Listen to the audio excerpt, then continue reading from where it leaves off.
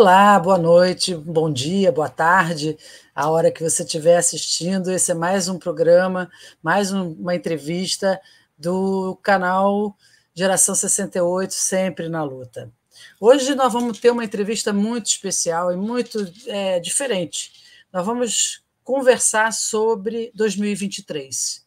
Este foi o primeiro ano do governo Lula, depois de 4 anos de governo Bolsonaro, e eu acho que nós temos muita coisa que conversar. Nós vamos discutir também um pouco sobre as questões internacionais, porque são fundamentais. Esse final de ano, a guerra de Israel na faixa de Gaza cria uma situação internacional bastante peculiar. Eu acho que a Geração 68 tem muito a que discutir com vocês. Então, assim, nós vamos ter o prazer de estar aqui com o Marcelo. Marcelo, todo mundo já conhece, o Marcelo Turco, nosso companheiro do Geração 68.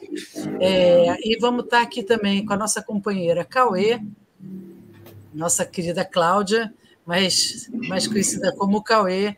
E daqui a pouco vai chegar outra grande companheira da gente que vocês já conhecem, que é a Tuta Magaldi, que vai estar com a gente também conversando nessa retrospectiva 2023.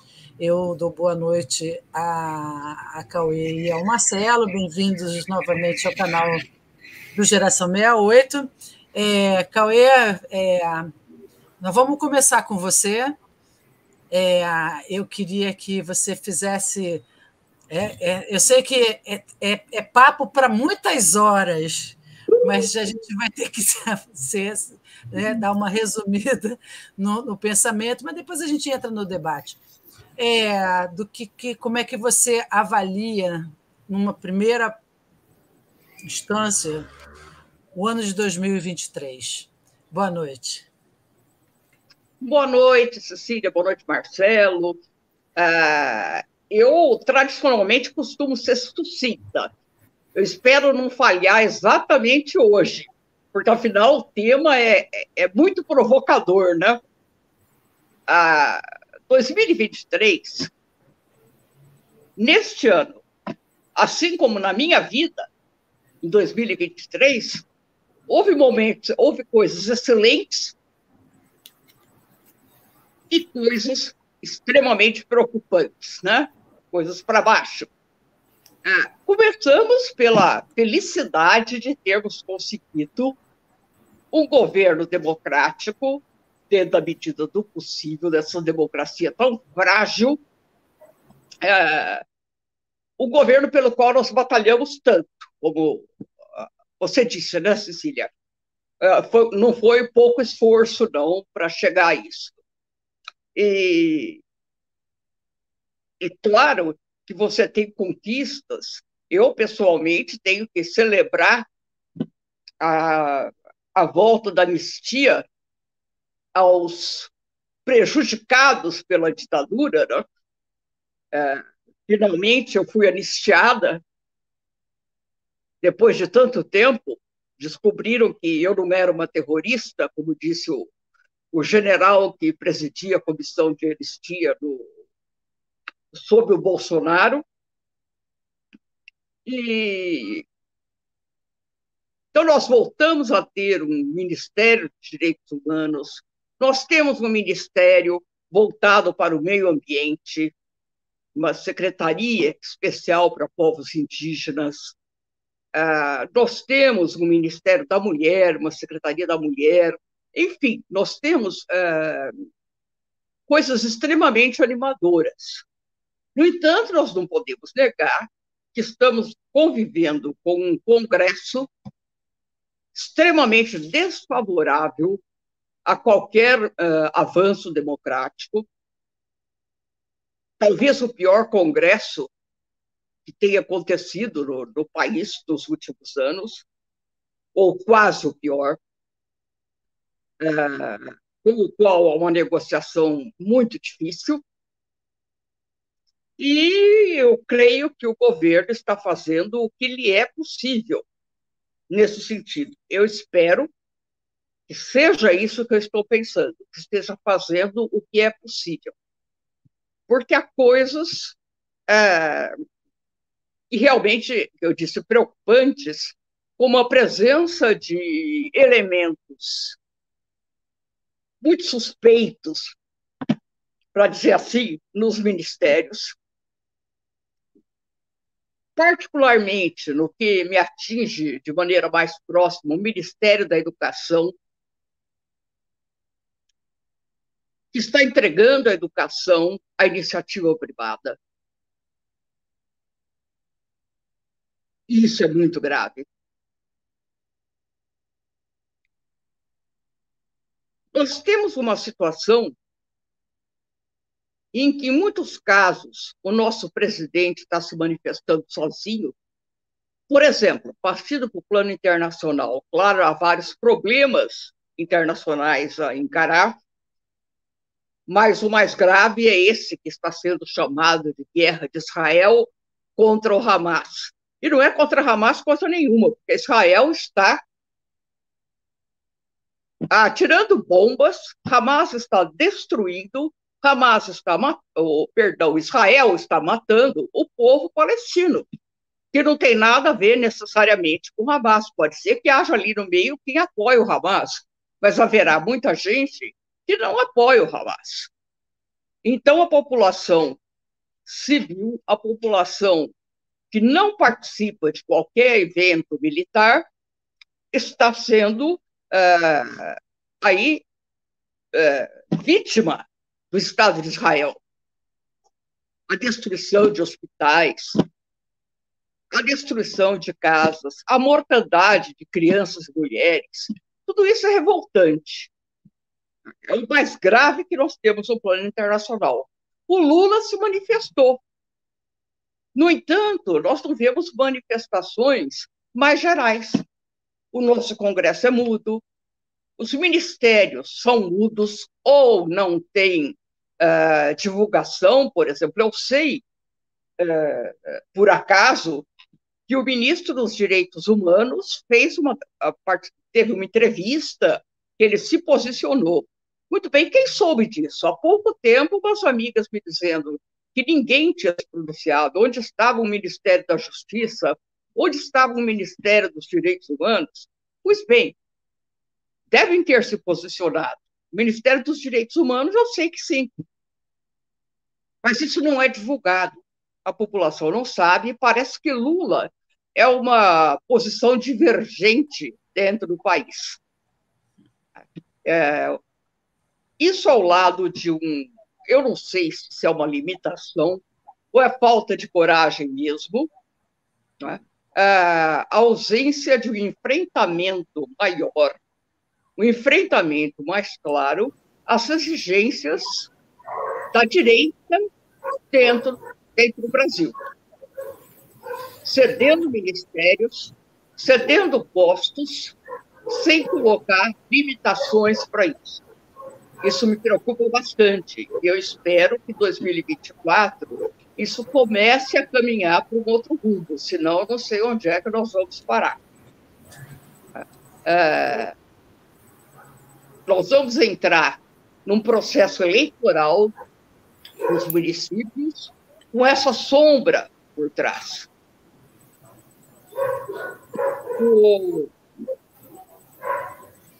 Então, isso são os altos e baixos que eu falo com relação a 2023. Né? No plano internacional ainda estamos sendo cercados pela direita. Na Europa, a direita se desenvolvendo de maneira radical. Perto de nós, o fenômeno Milei é algo extremamente preocupante. Provavelmente muito do que ele pretende não vai ser aprovado pelo Congresso argentino, mas está aí, é a direita ganhando postos, ganhando posições. Não sei até onde se decide sobre o Brasil e sobre as limitações do governo Lula. Não posso deixar de terminar por saudar o governo Lula pela alegria que nos traz de buscar, pelo menos, uma democracia um pouco mais forte, mais resiliente diante dos embates. Era isso que eu tinha a dizer. Por enquanto. Você fez um resumão bem interessante, dentro, inclusive, do que já falando das questões internacionais também, que são tão próximos aqui de tempo, né, que aconteceram agora há tão pouco tempo atrás. Marcelo, eu passo para você, fazendo mais um pouquinho de provocação, usando um pouco o que a Cauê falou, porque a eleição do Lula foi uma batalha árdua, foram várias batalhas árduas para a gente chegar e ter o Lula presidente da República novamente. Uma derrota da extrema-direita, que, obviamente, é uma derrota não total, porque ela existe, ela continua existindo. E por isso mesmo, para ter essa vitória, nós estamos num governo que chama-se governo de coalizão, né? E o que cria esses constrangimentos, vamos dizer assim, é que a Cauê citou alguns.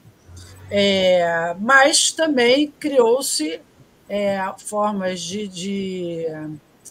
enfim, de acordos que, por exemplo, eu acho que tivemos, e no primeiro ano, e você me corrija se eu estiver errada, algumas vitórias na área da economia que foi tão solapada no governo anterior. Então, assim, eu não sei exatamente qual é o seu pensamento, porque, ao mesmo tempo, tivemos algumas derrotas também muito significativas. Mas como é que você avalia essa situação? Bom, a primeira coisa mais importante é que houve uma derrota da extrema-direita, né? O ex-presidente, ele tinha armado um golpe em qualquer hipótese. Havia o golpe no caso de perder e havia o golpe no caso de ganhar, mudar a Constituição, enfim.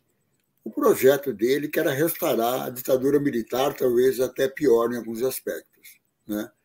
Quando se defende Ustra e AI-5, né, é o pior momento da ditadura, né?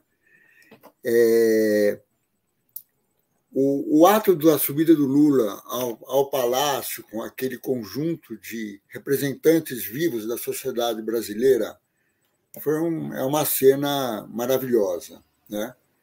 Era um caleidoscópio do Brasil que tinha impedido o pior e que ia buscar se reconstruir. Eu era uma das pessoas que mais dizia que vai ter golpe, vai ter golpe, vai ter golpe, até era chato nisso. Mas confesso que depois da posse, a sensação de que não ia mais haver golpe, né? O ex-presidente fugiu do Brasil, etc., né? Eu pensei que ele tentaria dar o golpe antes de sair do poder, né, da presidência. E o dia 8 realmente foi uma surpresa tremenda, né? Então, eu acho que o primeiro fato é a posse do ano, a segunda é aquela tentativa de golpe que não foi uma brincadeira, né? Mas não tinha uma articulação, não teve apoio das Forças Armadas do ponto de vista institucional, não teve apoio internacional, né? Uniu os três poderes, né? Independente das enormes diferenças entre quem é o presidente do Senado, o presidente da Câmara, o presidente do STF, o presidente da República. Então, eu acho que isso dá um tom importante, né? Que é o quê? A luta contra a extrema-direita ela continua central, né? Então, eu sei que tem muitas visões diferentes, porque, na verdade, a gente precisa construir um novo Brasil, um projeto, e o governo é um dos instrumentos, talvez o mais poderoso para isso. Mas não é o único, né? Nós somos de um movimento que também se permite propor uma visão de como avançar, né? Então,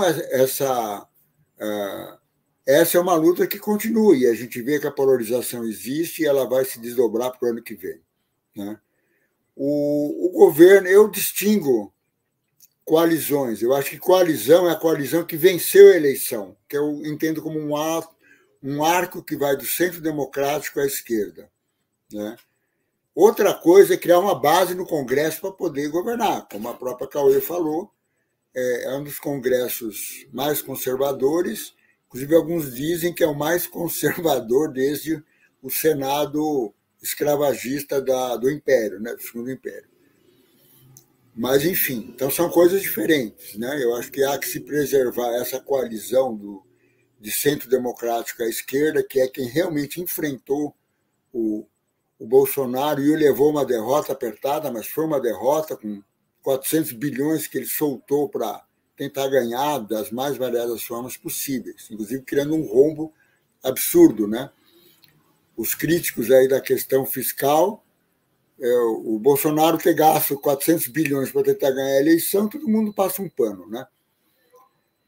Bom, entrando na questão que a Cecília levantou, da questão econômica, eu considero que a política econômica do governo centralmente está correta, né? Defendo isso desde o começo do ano. Sei que essa posição não é consenso nem dentro do Geração 68, nas forças mais progressistas, há muito debate, há polarizações dentro, mas eu sempre defendi e acredito que os resultados obtidos no ano eles são muito significativos, né? Se controlou a inflação, se abaixou a inflação, inclusive para o raio abaixo do limite da meta, né? Ou seja, o Banco Central não vai ter nenhum motivo para dizer que estourou a meta, né? Está abaixo do 4,75. A inflação, vamos lembrar, é o imposto mais cruel que existe contra a grande população que tem renda mais baixa, né?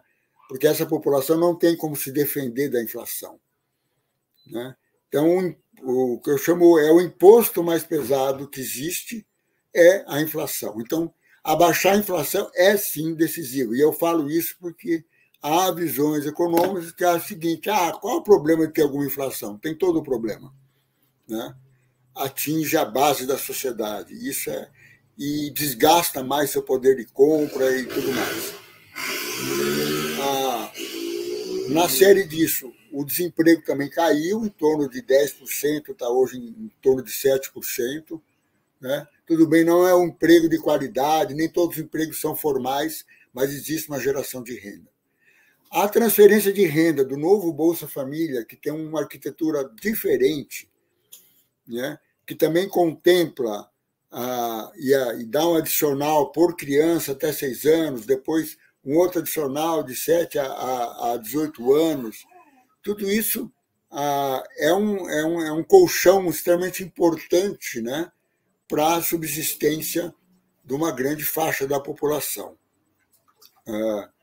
São 170 bilhões no novo Bolsa Família, não é pouca coisa, né? E foi uma das primeiras medidas, inclusive antes de tomar posse, uma negociação com o Congresso, lá, etc. e tal, e foi uma coisa decisiva, né? Onde se manifestou um pouco essa aliança que é circunstancial, que é pesada, que traz negociações que a gente não gostaria de ver, né? Mas, enfim, ela existe, né? E a primeira grande medida foi garantir esses 170 bilhões para o novo Bolsa Família, né? Que atinge a base da sociedade, que a gente sabe que essa base tem muitas mulheres solteiras com filhos pequenos, da periferia, a maioria pretas ou pardas, enfim. É uma questão central, né, do Brasil, que não vai ser resolvido do dia para a noite, mas que esse programa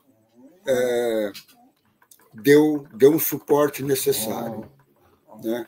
Isso também ajudou, quando se fala o PIB cresceu 3%, é porque também houve essa transferência de renda e houve uma série de medidas corretas, e houve o abaixamento da inflação, teve a guerra dos juros, né? Começou-se a baixar os juros finalmente, né? Não tem espaço aqui para discutir essa lógica, esse conceito, né, da relação entre juros, inflação, etc. Começou a baixar, o dólar desabou, né? Isso é bom também porque freia a inflação, enfim. E coroou o ano tanto com a reforma tributária, que é sim algo decisivo. O Brasil, em 186 países, tinha o quarto pior sistema tributário do mundo, 186 países. E vamos lembrar que esse sistema atual foi criado na ditadura militar, em 1965 e 66, no primeiro governo da ditadura, né? Esse esquema confuso, que fazia impostos em cascata, enfim, que desorganizava a economia e acabava afastando investimentos, tanto externos como internos, né? Então, a vitória da reforma tributária é também decisiva, ela vai ajudar a abaixar os preços para a ponta da sociedade, entre outras questões, né? E também eu gostaria de citar as várias medidas de finalmente começar a taxar quem não paga imposto no Brasil, né? Então, de repente, se descobre que 3 mil famílias têm R$1 trilhão em fundos que não pagavam impostos. E foi feita a proposta, foi botado dentro da ferida e o Congresso acabou aprovando, mesmo contra o interesse de muitos ali, né? Então, isso que se fala, né? Da onde vai se tirar o recurso para equilibrar orçamento e tudo e manter investimentos? Pegando de quem não paga ou cria esquemas para não pagar. Só uma medida que envolve, é complexa, não vou falar aqui tecnicamente, mas, enfim, empresários que usavam o subterfúgio de incentivos do ICMS para gastos de custeio e não de investimentos, também foi aprovada agora uma lei que segura isso. E só isso vai dar 35 bilhões a mais para o governo ano que vem, né? Também essa coisa de taxar jogos de azar, importações maquiadas, tudo isso aí, que aí a malandragem toda que existe, que não paga imposto. Então, essa linha de ir em cima de quem, ou pelo poder que tem, ou por vários esquemas desonestos, não paga impostos, é uma medida decisiva, né? Que não foi feita em nenhum governo anterior. Pela primeira vez essas coisas estão sendo atacadas, né? E, enfim, tem uma direção que eu considero correta, né? Pelo menos na macroeconomia. Tem outra questão que é para onde vai a economia, que é uma discussão maior, né? Não sei se vai caber aqui. Vamos depois a gente entra nessas questões mais profundas. Tem que colocar aqui a nossa presença, a presença da nossa querida Tuta, companheira do G68 também, que chegou para o nosso debate. E aí eu já te coloco no fogo desse debate, fazendo... O Marcelo fala da questão da economia, falou das questões econômicas, enfim, projetos que foram importantes, que foram votados e ganhos pelo governo federal, mas a gente perdeu várias coisas que eu acho que são importantes, e uma delas é a questão do marco temporal, que é a questão da posse da terra pelos povos originários. Isso é um tema foi muito caro, está sendo muito caro para o G68 e para outros movimentos de esquerda, e eu queria, Tuta, aqui, entre outras medidas que a gente perdeu no Congresso, inclusive tem a ver também, por exemplo, a questão da APL do veneno, né? Quer dizer, da liberação de agrotóxicos de uma maneira absolutamente indiscriminada, agrotóxicos que são proibidos em todos os países, e aqui vão despejar veneno para a gente comer à vontade, né? Vai fazer parte do nosso cardápio. A questão juntando isso tudo com a questão das mudanças climáticas, que tem tudo a ver com a questão do marco temporal, a questão do PL do veneno, né? Que é fundamental a gente saber, e estamos vivendo fenômenos extremos no clima, né? Não só no Brasil, como no mundo como um todo. Então, eu queria que você falasse um pouco dessa situação de 2023, que já vem de antes, mas que 2023 a gente está se deparando com ela. E a sua, né, o que você acha que vai acontecer para frente? Olha, eu começaria contestando os meus colegas que dizem que o Congresso é conservador. É o mais conservador da história da República. Eu não acho que ele seja conservador. Eu acho que ele é absolutamente autocentrado, centrado exclusivamente nos seus próprios interesses pessoais e muito pouco voltados para interesses que eles deveriam lutar por serem representantes do povo e representantes do Estado. Então, não é uma questão de conservadorismo isso, é uma questão de serem representantes deles mesmos, ou de seus grupos, né? Eles são, enfim, representantes de uma oligarquia que domina o país desde sempre, e, nesse sentido, todas as outras coisas que você citou, marco temporal, PL do veneno, agora nas prefeituras, como é que chama isso? A aprovação da questão, tem um nome, isso que me foge agora. Plano diretor? Os planos diretores das cidades, né, que é uma vergonha. Então, você vai percebendo que na cascata, tanto no governo federal, no estadual, quanto no governo municipal, você tem representantes que não são do povo, são representantes de outros grupos e tal. Eu fiquei sabendo recentemente que 46% do dinheiro arrecadado pelos vereadores de São Paulo na sua eleição foi oferecido pelas imobiliárias e pelas construtoras, né? Então, eu não posso achar que essas aprovações têm a ver com o benefício para a cidade ou para os seus cidadãos. Tem a ver com interesses pessoais deles. Agora, o marco temporal, antes de tudo, antes de qualquer consideração, é uma vergonha, né? O marco temporal é 1.500, né? Se a gente quiser considerar. E eu acho que também a aprovação do marco temporal e a derrubada do veto pelo Congresso é um assinte. Por quê? Porque esta é uma cláusula pétrea da Constituição. Não é pouca coisa, você não desmancha isso nem com uma PEC. E eles tiveram a ousadia e o assinte de aprovar uma lei e que vai levar à judicialização dessa questão, porque o STF já declarou que é inconstitucional, né? Então, junte-se o marco temporal, junte-se a PL do veneno, que também é impensável, a PL do veneno. Eu espero que os países que importam alimentos do Brasil deem um breque nessa questão, porque é um assinte, não me vem outra palavra a não ser essa coisa vergonhosa que foi a aprovação disso. E, bom, e tudo isso está linkado com a questão do clima.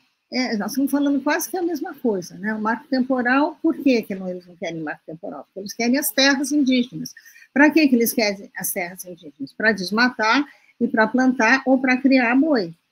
Então, a questão toda, a base dessa questão toda é a mesma.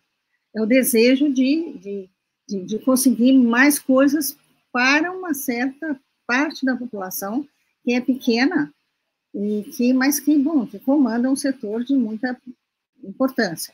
Claro que é importante a alta produtividade que a gente tem no setor agrícola, sem sombra de dúvida, mas há outras maneiras de fazer isso. Você não precisa ter uma PEC do veneno tão horrível como foi votada, tão escandalosa como foi votada, para você ter uma produtividade maior.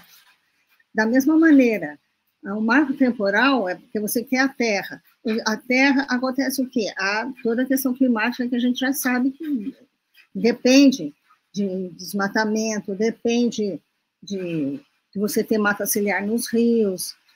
Fazendo um parênteses, a seca que teve nos rios do Amazonas, nos rios lá da região amazônica, tem um pouco a ver com a questão própria do desenvolvimento do planeta Terra, da geografia, o escambau, mas tem muito a ver com esse desmatamento, né? Não é desprovido de senso a gente achar que o desmatamento contribui para a não retenção das chuvas, que vem em uma quantidade enorme para cá, mesmo você pensando que isso tem a ver com El Niño, mas o El Niño era bastante contido pela massa das árvores no Amazonas.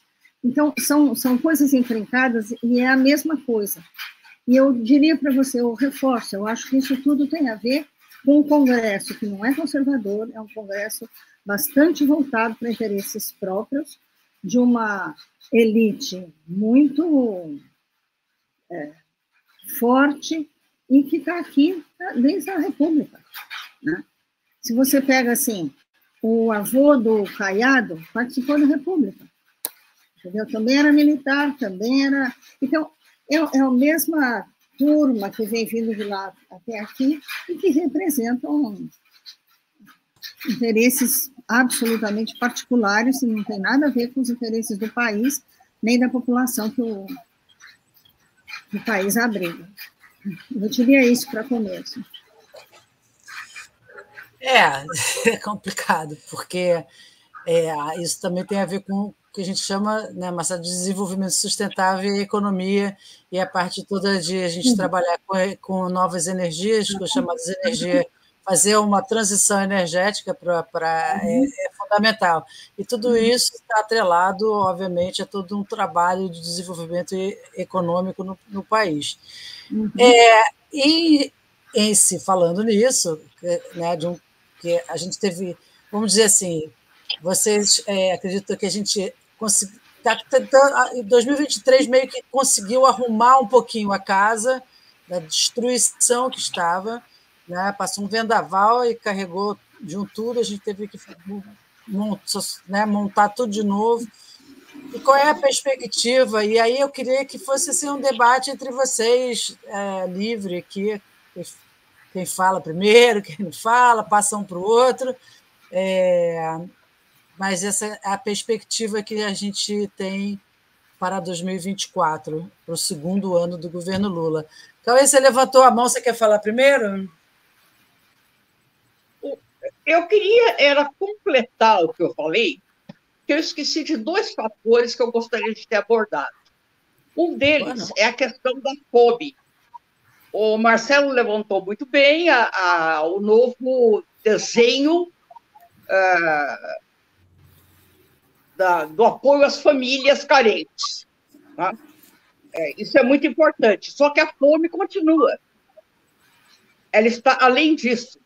Nós não vamos conseguir acabar com isso no ano de 2024. Duvido muito. Né? Mas o que eu espero é que haja um grande avanço nessa direção, porque não é mais possível o país ter voltado ao mapa da fome depois de ter sido um país que havia erradicado a fome, um país destacado por conta disso. Uma outra coisa que eu gostaria de falar é da resistência dos setores progressistas, particularmente da esquerda, diante do quadro que estamos vivendo. Quer dizer, há uma necessidade de apoio ao governo Lula, há uma necessidade, por conta disso, de reagir a medidas que estão sendo tomadas, e surgiram há vários grupos de esquerda, né, atuando nessa direção. O G68 é um exemplo que surgiu nesse período, né, começou no período fora Bolsonaro, e tem se mantido como uma força de apoio e de resistência. Mas uma coisa triste, ao meu ver, é que os grupos são isolados, você não consegue manter uma junção, uma reunião desses grupos, de modo que tenha uma ação efetiva, sabe? Um ataque em massa que o Fluminense não teve hoje, né? E que o Manchester City tem, né?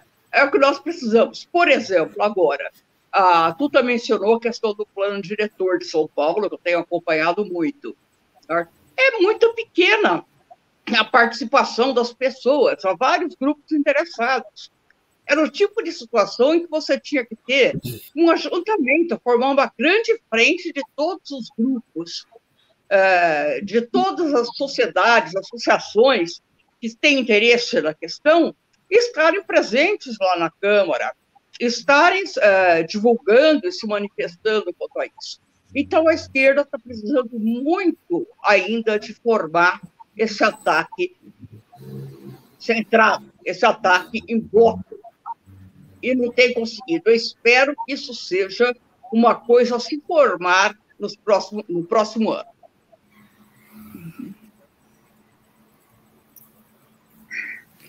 Eu concordo com várias coisas que a Cauê e a Tuta falaram, né? Realmente, não é porque houve acerto em algumas medidas que está resolvido, e a questão da fome ela é absolutamente central, né? É visceral. Eu esperava que tivesse uma campanha mais ampla, liderada pelo próprio governo, que tem força para isso.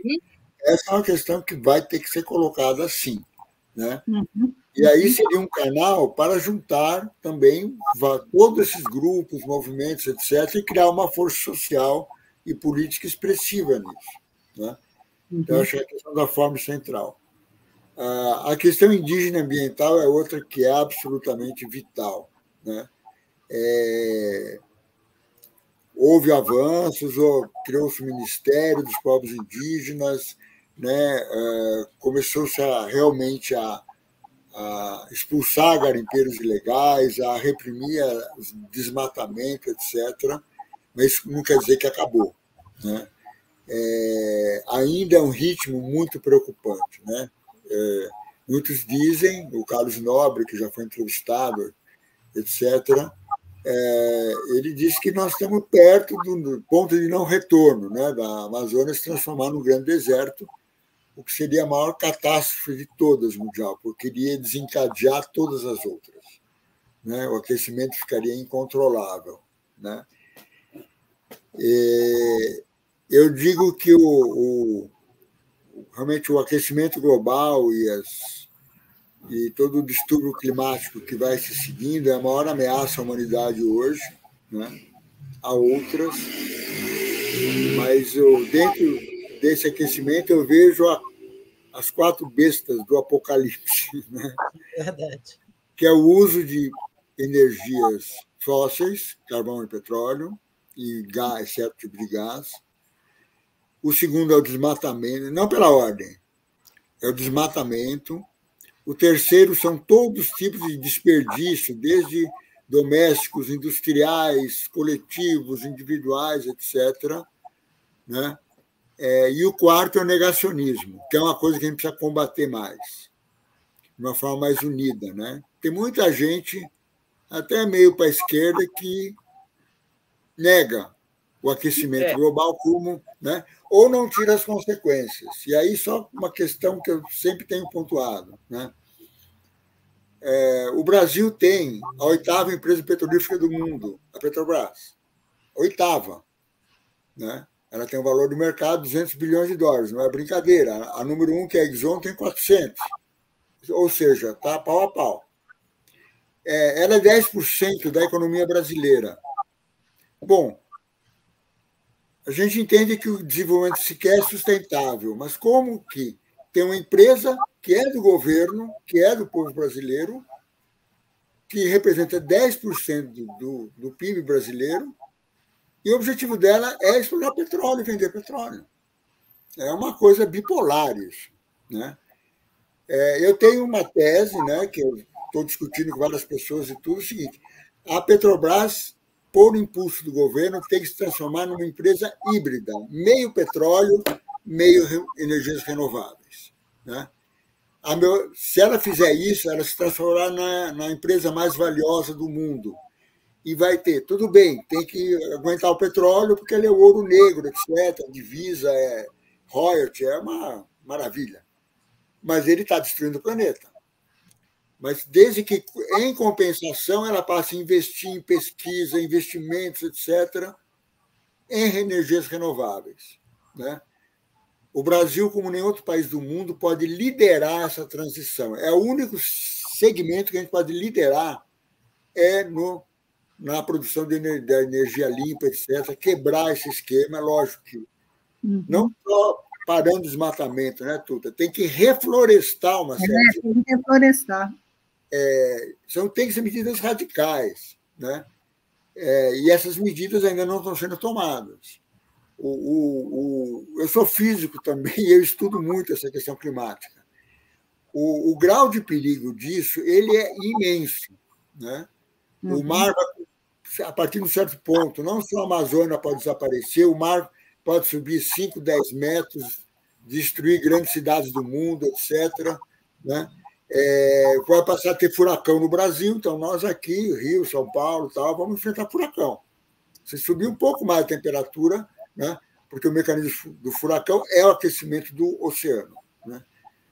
Enfim, então, e as nossas cidades, nossas periferias não estão preparadas para esse calor extremo, tem gente morrendo pelo excesso de calor, né?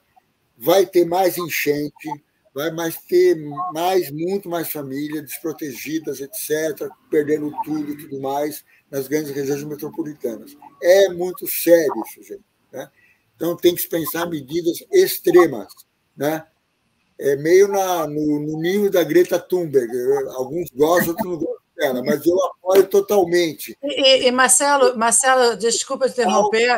Marcelo, uma coisa que você está falando, uma coisa realmente, e a gente tem uma oportunidade, porque as pessoas acham que tudo o governo federal tem que resolver, e não é verdade. A gente tem que começar, você falou, da questão individual, né, de cada um, quer dizer, desde do individual até o grande coletivo, né?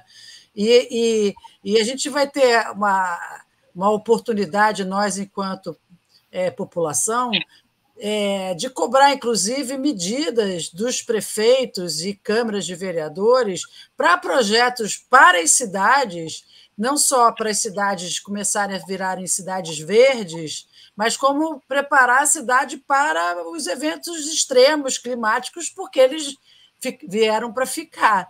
Até isso voltar a uma temperatura mais amena, isso vai levar aí mais alguns 100 anos. Então, assim, eu acho que, né, do ponto de vista do ano que vem, as eleições municipais não é só para asfaltar a rua, sabe? A gente tem que começar a comprar outras coisas. Pelo amor de Deus.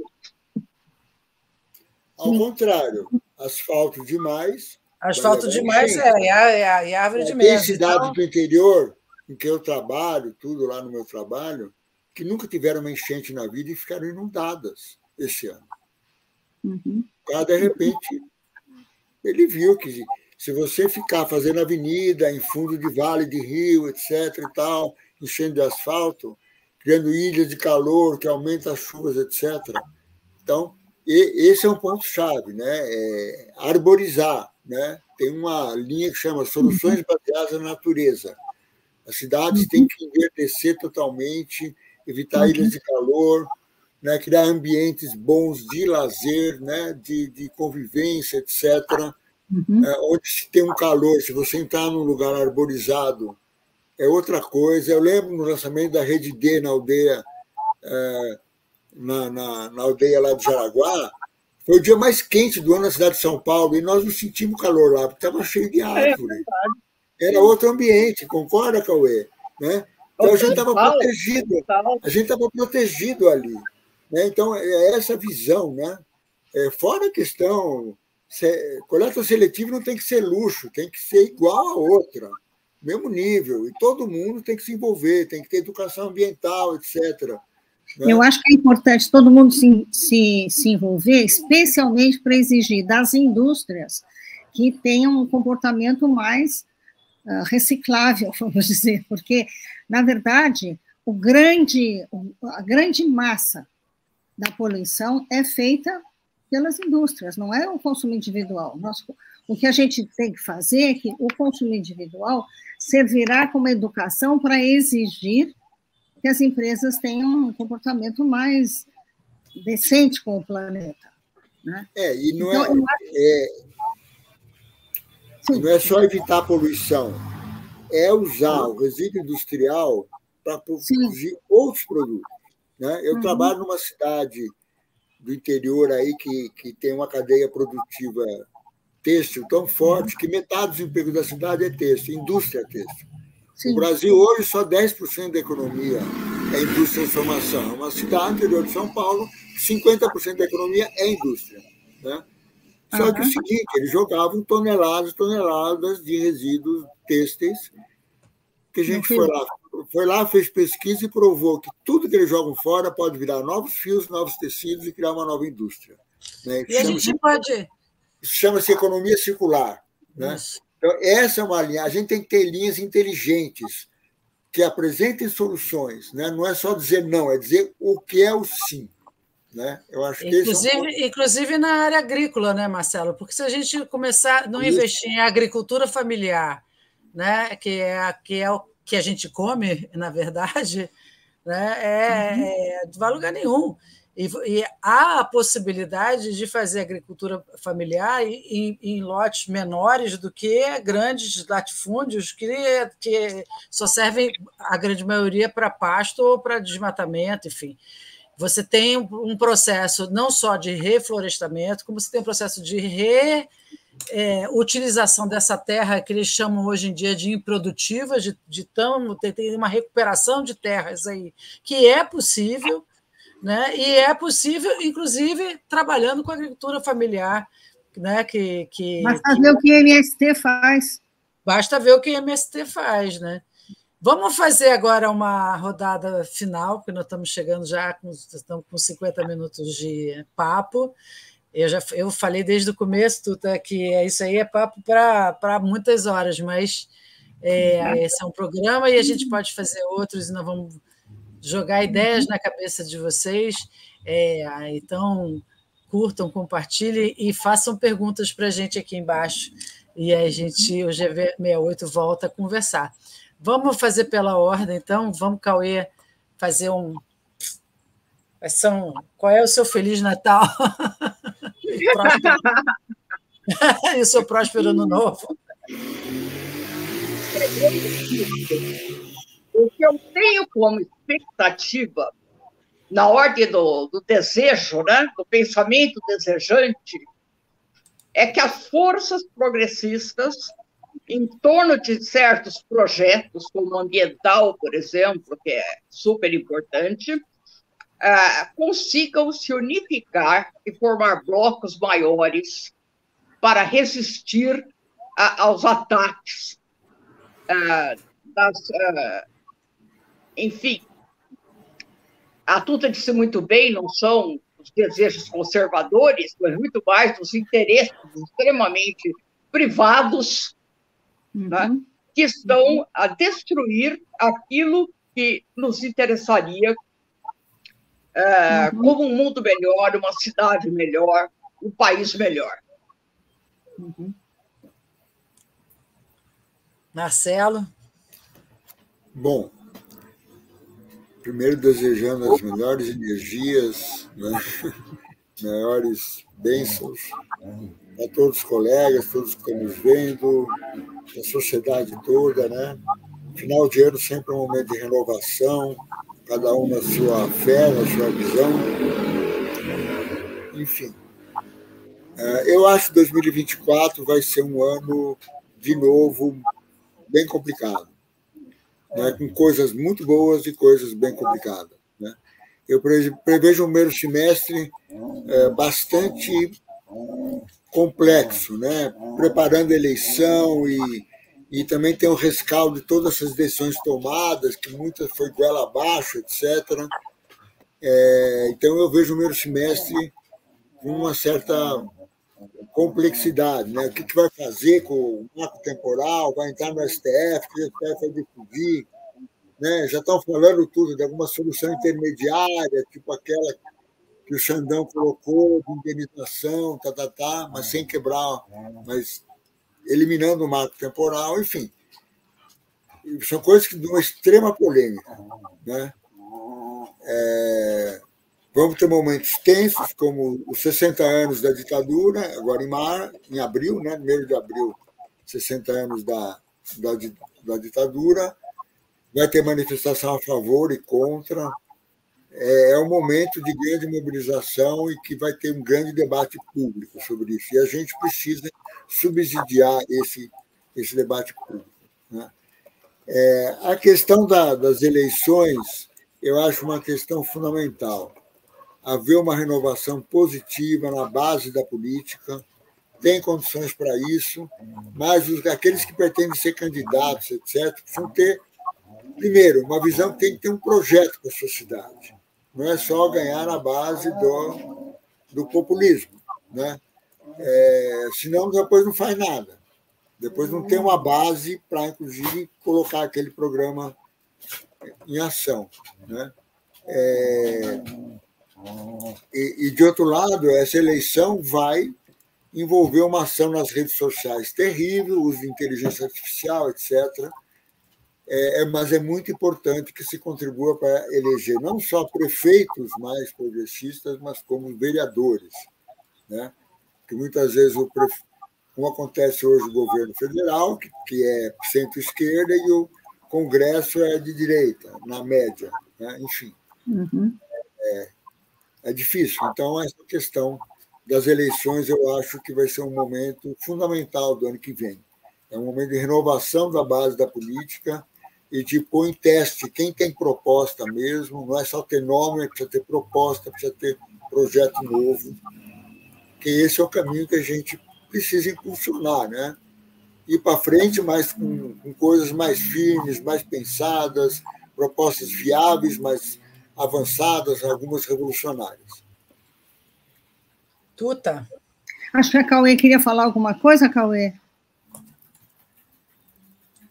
Eu queria falar, era só enquanto o Marcelo estava elencando as propostas, os acontecimentos do ano que vem, além do 1º de abril, além das eleições, tem o 8 de janeiro, né?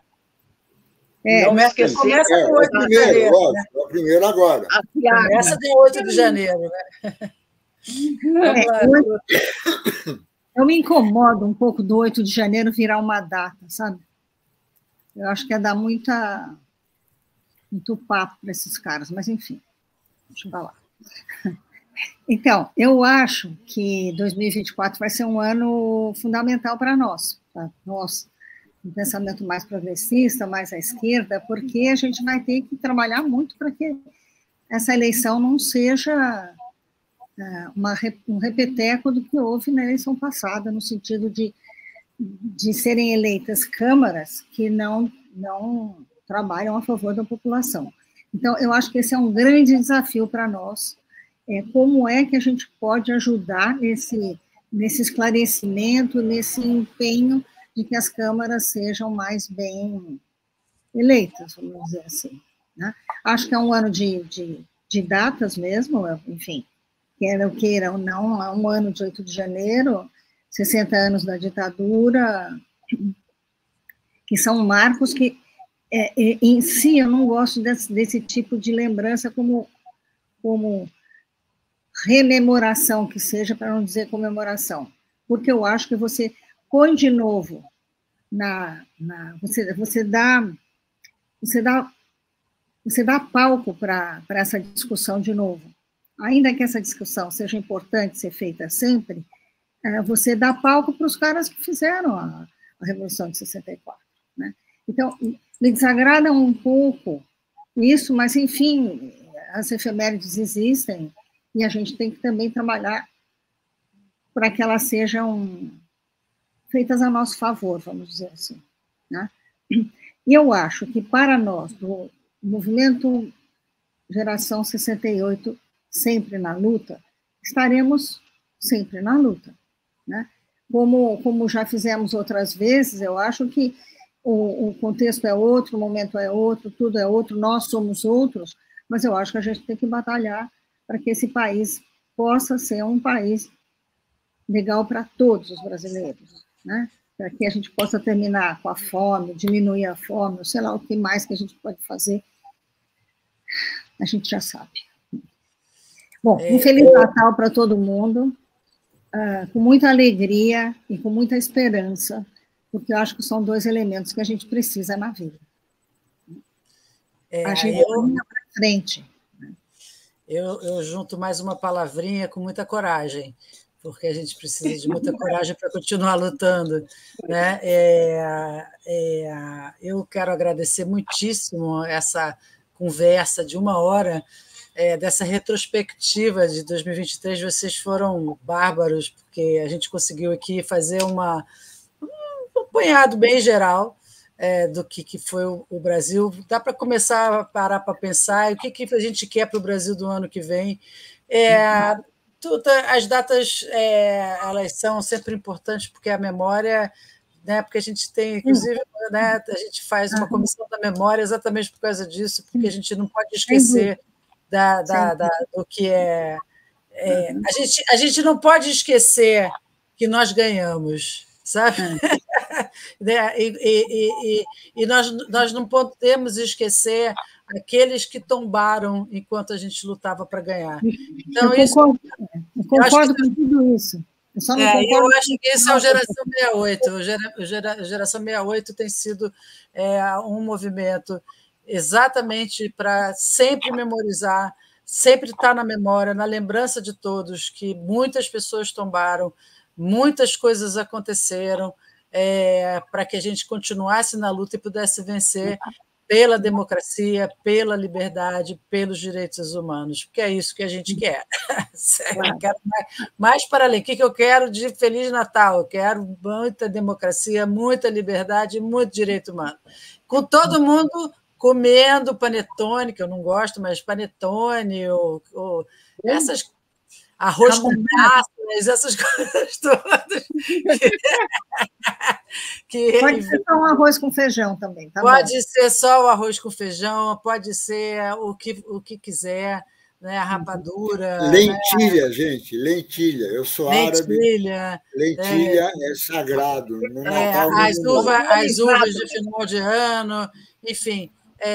Um Feliz Natal para todos, um próspero Ano Novo, e o Geração Sempre na Luta estará aqui em 2024, continuando o nosso debate, sempre na luta. Beijo grande, tchau. Beijos, abraços. Obrigada. Tchau.